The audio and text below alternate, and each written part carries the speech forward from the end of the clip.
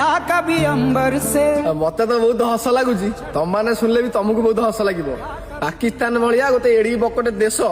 jar अखा ना कि गौणी ना जहाँ इंडिया लोक मैंने मुति देले भासीज मुझा जानी ओडिया कहूँ पाकिस्तान मुसलमान मैंने मो भिड शुणवे कि देखिए